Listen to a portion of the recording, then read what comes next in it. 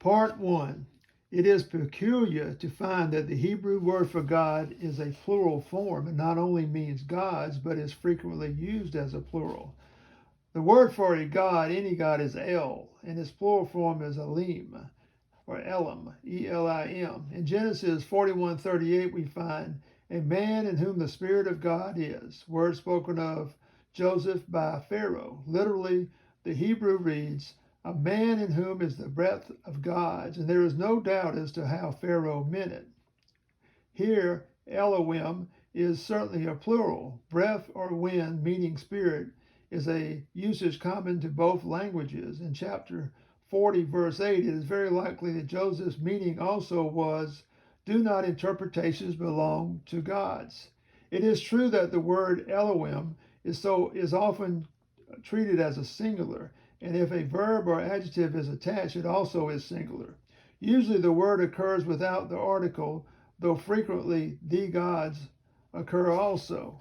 Thus, in chapter 41, verse 16 and 38, Elohim, gods, is used alone, but in verses 25 and 28 and 32, the article is used, the gods, which is interesting since in 4 verses Joseph is addressing Pharaoh and would naturally speak of the gods to him. In verses 25 and 28, a singular verb goes with the gods, but in verse 32, for the thing has been arranged among the gods. The word seems undoubtedly used as a plural, and in all three the plural would be most appropriate when spoken by one Egyptian to another. What the gods are about to do, they have declared unto Pharaoh, is just how an Egyptian would express it. Again, in chapter 42 and verse 18, Joseph says, I fear the gods, speaking to his brethren. Here also it is the gods, but when his brethren are speaking to Jacob on their return to Canaan, in verse 28, they use gods without the article and with a singular verb. In 43:23 again, your gods and the gods of your fathers occurs with a singular verb, and in 44:16, Judah uses the gods similarly. Of 5 instances in chapter 48, only verse 15 has the gods. There the conversation is between Joseph and Jacob, to the latter of whom at least the plural gods would not come naturally. Again, in 5 instances, in Genesis chapter 15, verses 18 through 25, not one has the article. Exodus 1, 17 through 22 is also instructive.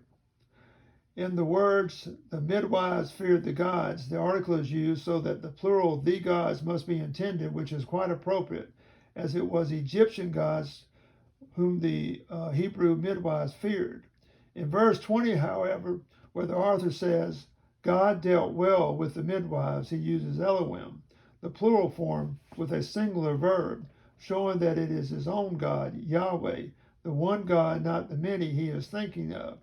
Here also he omits the article. Even in Psalms 82:6, Elohim occurs as a plural.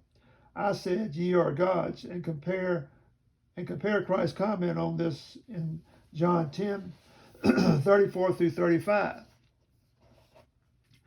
These examples of the use of Elohim indicate that the author is translating from an Egyptian document or writing with Egyptian usage in his mind, and preserves the plural form gods for a special reason. Like Shemayim, S-H-A-M-A-Y-I-M, in the creation narrative, the dual form two heavens was retained, but always treated as a singular, so the author has here preserved the plural form gods, but persistently treats it as a singular in order that the word, though a plural, may come to mean only one God, and the Hebrew mind be cleansed of the idea of many gods. That the article is omitted as a rule is easily understood, and where it appears, it is probably a concession to the person spoken to. The author uses the word as a plural with the article out of politeness where an Egyptian is being addressed. In the case of Hebrews addressing each other, Elohim is always singular.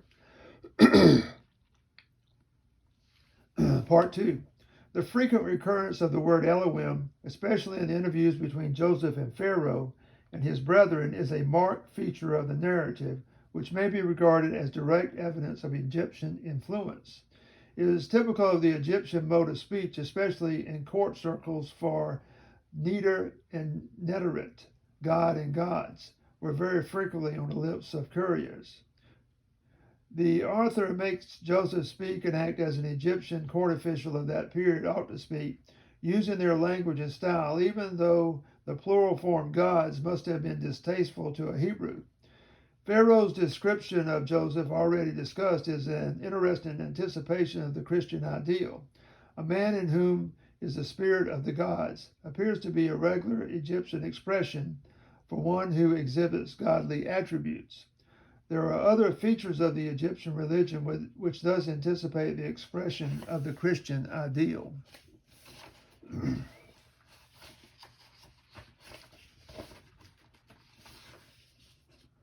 The plural form gods appears also in the expression voices of God for thunder, which occurs 5 times in Exodus 9. In verse 23, it is Yahweh who sends the voices, but it is worth noting that in verse 28, where Pharaoh is speaking, he is made to say, "Entreat Yahweh, for we have had enough of these mighty voices of gods."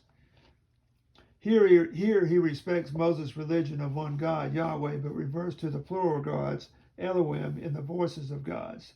It looks as if the actual words spoken by Pharaoh are here reproduced in Hebrew, so that Elohim is really a plural used of the Egyptian gods in contrast to Yahweh. And Pharaoh is represented as acknowledging very unwillingly the superiority of Yahweh. In the 18th to 19th dynasties, there seems to have been far more bigotry than in the Hyksos period. Here, a grudging acknowledgement of Yahweh as a god is forced from Pharaoh. In the Joseph period, it seems to matter little how many gods one acknowledged. The important point was to secure and retain the favor of them all. They showed the utmost tolerance. The local coloring of Exodus 9:28 is quite correct. Pharaoh is accurately portrayed. Voices of gods is the regular Egyptian expression also for thunder, and the Hebrew has translated it straight from the Egyptian. Moses must have been speaking in Egyptian with Pharaoh on this and other such occasions, for it is not likely that Pharaoh would use Hebrew. And so we have here a clear instance of an interview with Pharaoh which was conducted in Egyptian and afterwards translated into Hebrew. Exodus 12:12. And on all the gods of Egypt will I execute judgment. Leaves no doubt that to the author, Elohim was a plural, and he used it as a plural, or singular, according to his need or purpose. In this passage, it is undoubtedly plural, and the same expression is repeated in Numbers 33:4. As often in Hebrew, the word judgment is here used in the sense of condemnation or punishment, as it is also in Egyptian. The same idiom occurs as used by Christ in Greek, Matthew 7:1. In Exodus 15:11, who is like unto thee among the gods? There is no doubt the word is plural, for here, Elim, E-L-I-M, the plural of El, is used and not Elohim. In the expression God Almighty of Genesis 43:14, the words used are El Shaddai, the first occurrence. It is natural that the conflict in the Hebrew author's mind between polytheism and monotheism and his antagonism to the former should be closely linked with his use of the word Elohim for God. In the Joseph narrative, a polite concern is shown for Egyptian feeling, and Elohim, gods, is used. But when Moses appears on the mission of deliverance, politeness and Elohim vanish, and the one God Yahweh is persistently thrust into the foreground in deliberate antagonism to Egyptian polytheism. Yahweh first appears as the name of God in Exodus 3:14 through 15. In Genesis 2:5 occurs Yahweh Elohim of the self-created creator God. On account of this occurrence of Elohim, Jehovah, and Jehovah Elohim in different parts of these narratives, linguistic critics have divided them into 3 separate documents by 3 different authors, one of whom use Elohim for God, another Jehovah Yahweh, and a third Jehovah Elohim. But the above shows that where the original writer uses these three names for God or gods, his choice is governed by a special purpose. He uses Elohim as a singular to obliterate the idea of the many gods of Egypt. He uses Yahweh, the special name of the one God, in contrast to the many. And Yahweh Elohim is used as a direct assertion that Yahweh Jehovah is the creator Lord of gods. Though Yahweh Elohim occurs in Genesis 2, the fact that it is full of Egyptian influence and ideas precludes the possibility of it being much later. The original document cannot date many years after the Exodus.